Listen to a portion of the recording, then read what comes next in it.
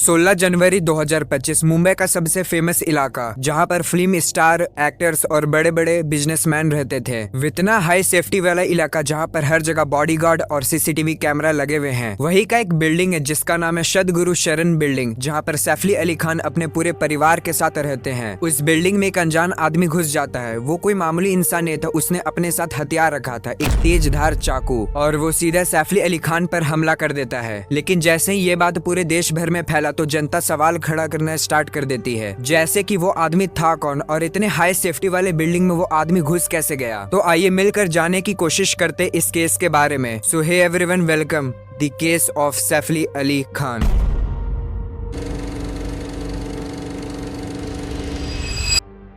जैसा कि मैंने आपको बताया कि उस टाइम रात के करीबन 2 बज रहे थे। सैफ अली खान के घर में सारे लोग सो चुके थे। सैफ की वाइफ करीना कपूर खान उस टाइम वो पार्टी में गई हुई थी, जहां पर वो अपनी बहनों के साथ मिली और खूब सारा पार्टी एंजॉय की। लेकिन कुछ रिपोर्ट के हिसाब से अटैक के टाइम करीना घर में ही मौजूद थी। तो देखा जाए तो सैफ के घर में उस टाइम करीना कपूर खान, उनके 2 बेटे जहांगीर और तैमूर थे, साथ ही उनके कुछ हेल्पर्स भी थे। उनकी एक मेड थी जिनका नाम था एलेना, और वो उनके घर में पिछले 4 साल से काम कर रही थी। तो 11 बज रहे थे। एलेना ने सैफ के दोनों बेटे को खाना खिलाकर सुला दिया था, जिसके बाद वो भी सोने के लिए चली जाती है। रात के 2 बज रहे थे। अचानक से बाथरूम की लाइट ऑन हो जाती है और शोर होना स्टार्ट हो जाता है, जिसके कारण एलेना की नींद खुल जाती है। फिर वो बाहर जाकर चेक करती है तो उसे सब कुछ नॉर्मल लगता है, क्योंकि बाथरूम का लाइट ऑन था। और उसे नॉर्मल इसलिए लगता है क्योंकि घर में और भी बहुत सारे लोग रहते हैं और कोई भी बाथरूम को यूज कर सकता है। लेकिन कुछ ही देरी के बाद जो आवाज बाथरूम से आ रही थी वो धीरे धीरे तेज हो जाता है। अब एलेना को धीरे धीरे डाउट होना स्टार्ट हो जाता है, तो वो फिर से एक बार बाहर जाकर चेक करती है और तभी उसके रोंगटे खड़े हो जाते हैं। एलेना जैसे ही उसको देखती है तो वो चिल्लाना शुरू कर देती है, लेकिन तभी वो आदमी एलेना से कहता है कि तुम्हारी आवाज नहीं आनी चाहिए। अब तक एलेना डर चुकी थी। अब वो धीरे से चोर से पूछती कि आखिर तुम्हें चाहिए क्या।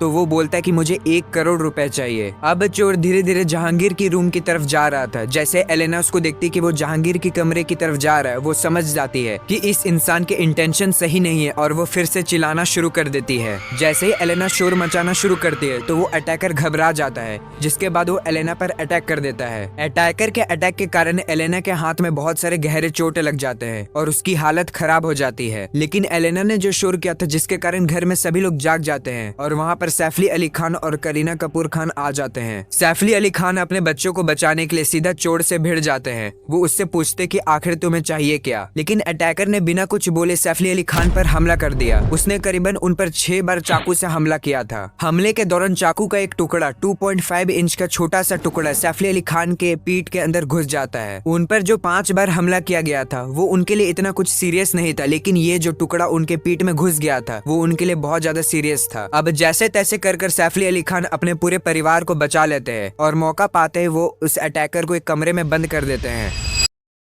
लेकिन तभी एक बहुत वियर्ड चीज होती है। सैफ अली खान ने उस अटैकर को एक कमरे में बंद कर दिया था, लेकिन वो अटैकर वहां से भाग जाता है, पता नहीं कैसे। वो अटैकर फायर एग्जिट से भागा था। वहां के एक सीसीटीवी कैमरा में उसका फेस कैप्चर हो जाता है और आजकल ये सीसीटीवी फुटेज बहुत ज्यादा वायरल भी हो रहा है। अब जैसे तैसे कर सैफ अली खान खुद को संभालते हैं और सीधा पुलिस को कॉल करते हैं और वो सब कुछ बताते हैं जो उनके साथ हुआ। थोड़ी देरी के बाद सैफ अली खान के एक और बेटे आ जाते हैं, इब्राहिम अली खान, और वो देखते हैं कि उनके डैड की ऐसी हालत हो चुकी है तो वो घबरा जाते हैं। उनको तुरंत एक ऑटो में बैठाया जाता है और मुंबई के सबसे फेमस हॉस्पिटल लीलावती हॉस्पिटल में जाकर एडमिट कर दिया जाता है। जैसे ही डॉक्टर सैफ अली खान को देखते हैं कि उनकी सिचुएशन इतनी क्रिटिकल है, वो उन्हें तुरंत आईसीयू में एडमिट कर लेते हैं। सैफ अली खान की हालत खराब हो चुकी थी। जो चाकू का टुकड़ा था, यानी कि 2.5 इंच का जो टुकड़ा उनके स्पाइन में घुस गया था। करीबन 5 घंटे के बाद सैफ अली खान की हालत ठीक हो जाती है, मतलब उनकी सर्जरी सक्सेसफुल हो जाती है और अब वो खतरे से बाहर थे। लीलावती हॉस्पिटल के एक डॉक्टर नितिन नारायण मीडिया में आकर कहते हैं कि सैफ अली खान की हालत अब पहले से बहुत ज्यादा ठीक हो चुकी है। हम लोगों ने उन्हें वॉक कराने की भी कोशिश की और वो अपने पैरों में खड़े भी हो गए थे। टाइम के साथ उनकी हालत और भी ठीक हो जाएगी और वो रिकवरी कर जाएंगे। लेकिन अगर वो टुकड़ा और 2 मिलीमीटर भी अंदर घुस जाता तो उन्हें बचाना बहुत ज्यादा मुश्किल था। लेकिन अब सब चीज ठीक है।